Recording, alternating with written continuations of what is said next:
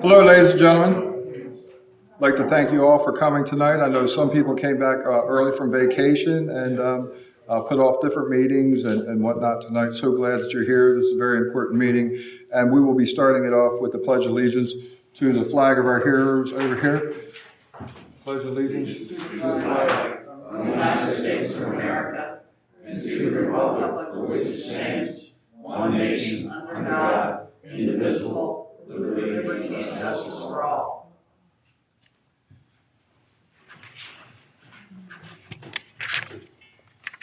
Well, as you know, many of you know, and the reason you're here is that we're having problems in Baltimore County with our elected officials, some past, some present. Just it's time to let the elected officials know that the community is tired of being steamrolled, and let them know that the party's over. Now we're going to have Pastor Wright. Pastor Wright has many things he'd like to talk about. His property here at the church has been affected by the sale of the North Point Government Center, or the proposed sale, I should say. And he's going to be sharing information on that. I want to just be real quick if I can, because I've been at the church for 40 years. It's been a long time for a pastor to be at a church for 40 years. And briefly, and I'm going to go through this very briefly, we have had a history of problems with Baltimore County. When we first tried to purchase the land, they required us to buy the stream, the area on the stream, for $5,000. We had to buy it in order to park any cars for worship services.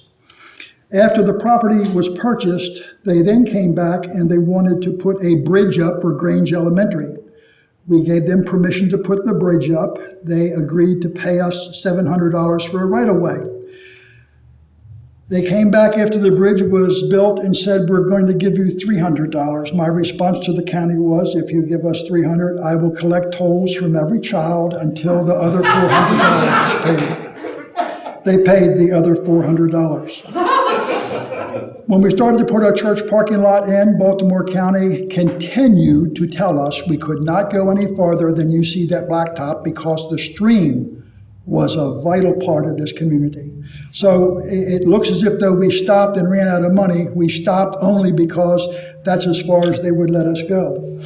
Baltimore County Fire Marshal came in after we started making some complaints, and they said that if we didn't remove the paneling in the church or cover it up, as they did in some other areas, the church would be closed down. Just simply, we would close it down. So the church members decided that they would remodel the inside of the sanctuary, and that's what you see here today. So something bad turned out to be something good. It wasn't long ago that the Baltimore County had parked a earth-moving caterpillar across the church property in the back where the water comes out from under the shopping center. I called for 3 days. I asked them if they would move it, if it belonged to them, it's an insurance problem. They ignored us completely. I thought then it was an epiphany from God for us to sell it. And I put a for sale sign on it for $5,000 because the money was to go back to the community for the kids because the Easter egg hunt was going to be canceled. They then sent a letter out that they were going to sell the stream. I asked, how can you sell the stream when only half of it belongs to you? And we went back and forth on the stream issue, and I thought, I wonder how they would feel if I sold their property. So I put a website up and I said possibly for sale, and I listed every one of their offices and that they would be relocated at the waste management plant. The next thing that they did was they attacked the church. They came in with a cease and desist order to shut the church program down. It's been here for 40 years. They did not enforce the cease and desist order. They did not let us face our accusers. They did not do anything but threaten to fine us if we stayed open, and we remained open, and we are going to remain open. One of the issues that we had with Baltimore County was the property that we purchased. And the issue that we had was we thought that if we would talk to the Realtors Association, Bob, you have that map. And the question we had was part of the property that they were selling belonged to us. And we made it very clear we didn't want to sell it. We had a meeting in Towson. They agreed that it wouldn't affect the church or anything at all. So I thought that it would be good for me to go ahead and check with the Maryland Realtors Association to ask them for some assistance in our neighborhood. And this is the response that I got back from a man by the name of Carlton Bouget, who says, "Thanks for your email and concerns. I have passed this information along to my staff and people who are at the Maryland Association of Realtors. I am sure they will respond to you, but I did want to give you this information. As realtors, we support those politicians that support us." So that tells me that they had to be getting money. Did just a little bit of research on that also. And prior to the last election, up to 2011, 9 through 11, there was $350,000 that was given out to 416 politicians from the Realtors Association. So what I want to say to you and what I want to say to Mr. Kamenetz, if he has the opportunity of seeing this, the Merritt Park Baptist Church is going to stand firm. Our property is not for sale. And if we find and we understand that that is still on the map today, that again, another lie has been told to us, that we will be filing in the federal court, if we have to, an injunction to stop the sale of that property. And also, we're going to ask the community to contact the Justice Department or the FBI and ask them to open an investigation on the real estate companies that are paying the politicians. And I'd like to really find out how much money these politicians are getting to get this deal through anyhow, because the church simply tries to stay out of everybody's way in business, but it doesn't seem to work that way all the time, especially at this location. We are the only corner that the county doesn't own, and we have been put under pressure for the last 40 years off and on. So our church will take a stand and simply say we're going to ask the Justice Department to do an investigation and to call a federal grand jury to find out exactly how this deal came down and how they can sell private property. So with that being said, if you have any questions, I'll be happy to answer them for you, but I don't know that other than what I told you is all documented in fact. Anybody have any questions? We at Merritt Park, thank you for being here. And you are a big part of our community, and we're a big part of your community. So we're going to do everything we can to just make sure they understand. And one last thing that we're going to do, I'll let you know this. They will always know about that property up on that corner, and you will always know about that property, because we are going to raise an American flag in cement in that corner, and it will be cemented along with the plaque that this property belongs to the Merritt Park Baptist Church and is not for sale. And that's where it will stay.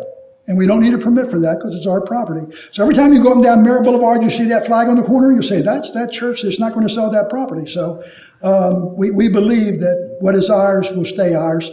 They made us buy it. Now they want it back, or they want to take a part of it back. And that's not going to happen. So all the things that, yes, Scott? Pastor, do you have, in our previous discussions, I believe that you said you have an active investigation going on with this? I have, yes. I've already filed and it's in the federal courts. And we got to make some changes on some things. But I filed and I did request a federal grand jury and also requested that the state charge me for any wrongdoing that they said that I was doing in the program. And also I requested that the federal government charge all the people that were involved in what they were trying to do to this church and the program here. They denied those. They said that they couldn't do that because that's got to go through the ethics committee and everything else back over to the Justice Department. But yes, it's ongoing right now. And about how long has it been filed? I filed it November the 27th of 2014. And just before I left for vacation, they sent back an answer. But they're giving me time to go ahead and work some things out. It appears that the criminal part of it has got to be taken out, and only the wrongdoing for the church has to be left in. Something similar to that. I do have an attorney now working on that for me. Okay. Thanks again for having me. Thank you. Yes. Yes, Pastor. I know what you're talking about, but if you could explain fully what the charges came from and why. so the rest of the people understand. What the charges? Okay. I can say to you this, there's going to be another video coming out, and I'm going to reveal on that video in detail, and I can reveal part of it now, that I know for a fact, and I have the files, and I've kept the files for 35 years because I worked with parole and probation. The people who are repeat offenders and all the crime that we're experiencing right now, I'm telling you, is not from first offenders. Because what Baltimore County knew this, and parole and probation knew this. I have the affidavits from students that have proven this. What happened was that there was no place for these young men and women to go because they had no insurance or no money. They sent them to the Alpha program that we got started to try to find treatment for these young men and women. When they came in the front door, little did I know that many of them didn't have to do anything.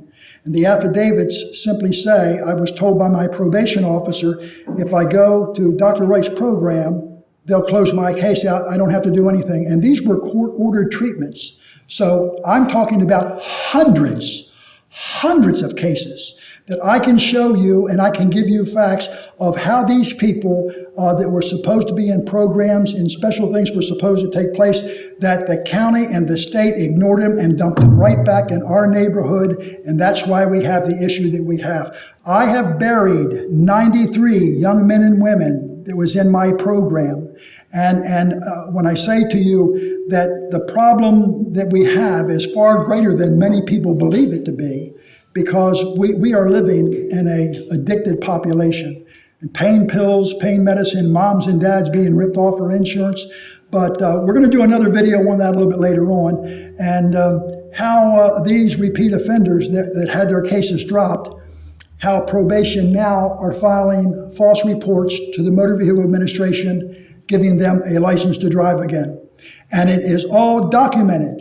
35 years of it documented. When I spent a lot of time in the police department, and one of the things I was always told, keep good records. And I have probably more files than J. Edgar Hoover has on some of these people that live in this area. So what I'm saying to you is, if we stay together and we push for the Justice Department to come in, and the FBI has been here twice already about the situation of the group of last politicians that were here. And the one said to me, I hope you have a good alarm system, because file after file after file of cases being thrown back, dropped, and everything else. And you'll find that this, my thought has always been this: if they keep the crime area high, if they keep the people in the community worried about something else, the property value can easily go down, as you all know. I live on the corner house here. I put a lot of money in my house. I've lived here for 40 years, and I love this community. And I love working with the people here. And it saddens me to see what's happening under our nose, and they just think, well, this is how it's going to be, and they don't have to answer questions. It's time that we stay together and make them answer questions. And if they won't do it, the federal government can come in and they can set the investigation, and we can ask them. So if you're interested in being part of that group to really start digging into some of the affairs of these people, you can dig with me, and I'll show you how to find the information, because I got about 14 boxes already filled of it. And we'll sit down with whoever comes, and we'll go over everything to make our community a better place. And that's what we all want. We want a safer place, but when people are afraid to go out, no matter what they put on these corners, it looks nice, but the crime rate is still high. And that's one of my big issues that I've always had in this area, to try to keep the crime down. So with that, that's about the program. But the church is the main thing. Our church is just not going to sit back and let them take any property from us. And sadly, I say this, we would have, if it would have been you folks that needed for the ball diamonds or something, a piece of property, we'd have said, fine, take what you want. We don't have a problem with East Field Association. We don't have a problem with the people who live in the community. The problem that we have is people coming outside the community, lying to the church, bullying people in the church. They must feel very good about themselves to bully the old men and old women of the church, because when they found out that they had parked that earth-moving apparatus out there, the ladies went out with brooms and mops, but they were ready to stand their ground. They didn't want no one taking what they worked for. So we're here to serve you, and we're glad that you're you're here tonight. And we want to leave it open anytime that you want to come. So the other video that will be coming out will be, I'm going to tell you, earth shocking. There's going to be information you're going to say, how could that possibly be? And I will show you the records, I will show you the files, and you're going to say, you'll be amazed. You will truly be amazed. Okay, any other questions? That's my part. Thank you very much. I appreciate it.